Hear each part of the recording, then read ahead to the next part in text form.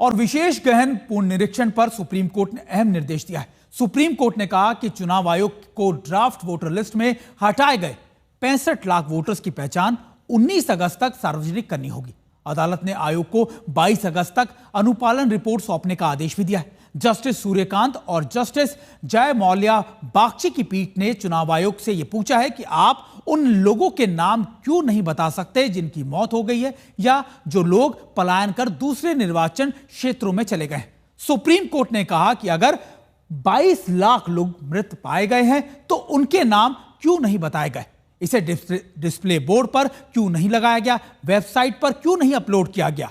Justice Kant ने चुनाव आयोग से कहा कि उपलब्ध करवाई गई जानकारी में एक कॉलम में मृत प्रवासी आदि का उल्लेख करे। अदालत ने चुनाव आयोग से कहा कि वो उन 65 लाख मतदाताओं की लिस्ट जारी करे जो ड्राफ्ट लिस्ट में शामिल नहीं किए गए। पीठ ने कहा कि यह जानकारी बूथ पर होगी जिसे हर मतदाता के VPIC नंबर से खोजा जा सकेगा। अदालत ने चुनाव आयोग को यह लिस्ट मंगलवार 19 अगस्त शाम 5 बजे तक पब्लिश करने के लिए वक्त दिया है। चुनाव आयोग ने कहा है कि लोगों का नाम किस आधार पर ड्राफ्ट में शामिल नहीं किया गया, इसका जिक्र भी होना चाहिए। सर्वोच्च अदालत ने यह भी कहा कि सार्वजनिक नोटिस से स्पष्ट रूप से बताया जाना चाहिए कि जिन लोगों के नाम ड्राफ्ट सूची में शामिल नहीं है वो आधार कार्ड की प्रति के साथ चुनाव आयोग में संपर्क भी कर सकते हैं।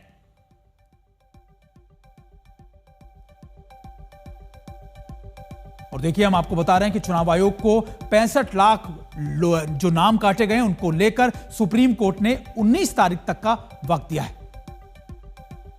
हम लोग शुरू दिन से ही SIR का विरोध नहीं कर रहे थे, बल्कि जो प्रक्रिया और जो चुनाव आयोग सारे डिटेल्स को छुपाने का काम कर रहा था, दूध का दूध और पानी का पानी सुप्रीम कोर्ट के आदेश के बाद हुआ। इंटरिम ऑर्डर में 3 महत्वपूर्ण बातें, जिन बातों को लेकर के हम लोगों की मांगे थी, उसको जो है इलेक्शन कमीशन को इंटरिम ऑर्डर में आदेश दिया गया है। सबसे पहला कि आधार को जो है आधार कार्ड को लिया जाएगा। दूसरा, जो 65 लाख मतदाताओं का नाम जो काटा गया उसकी सूची जो है हर बूथ वाइज लगाई जाए। इस तरह SIR के मामले में अंतरिम आदेश दिए हैं। चुनाव आयोग से कहा है कि 65 लाख जिन लोगों को मतदाता सूची से नाम हटाया गया है उनकी पूरी लिस्ट जारी किया जाए और उसे पंचायत में, ब्लॉक में, ज़िले में, राज्य में और पूरे वेबसाइट पर दिया जाए और आधार कार्ड को भी मान्य किया जाए। ये बहुत बड़ी जीत है।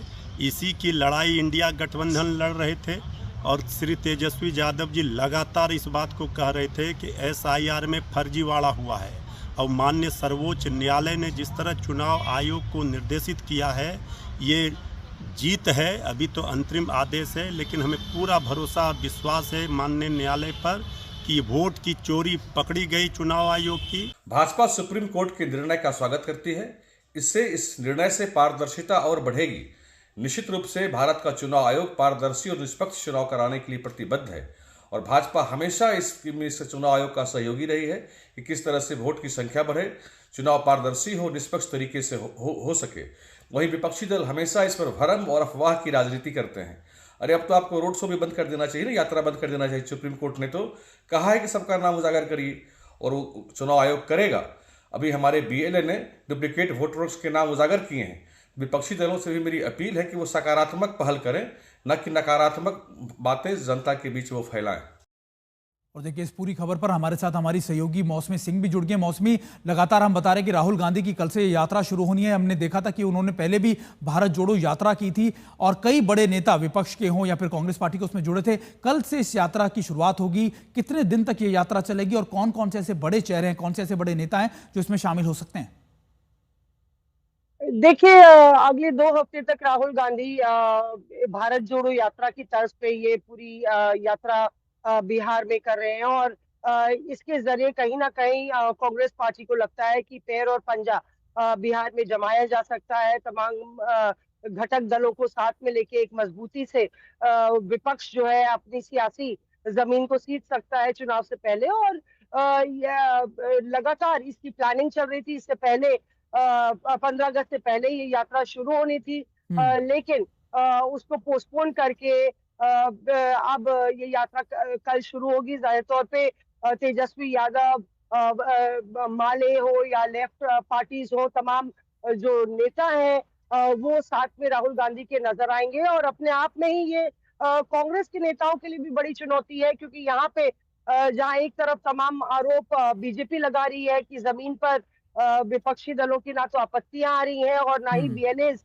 जमीन पर खोजे मिल रहे हैं, तो एक तरीके से किस तरह से इस यात्रा को वो सफल बनाती है, क्या वाकई में जनता राहुल गांधी के साथ जुड़ती है।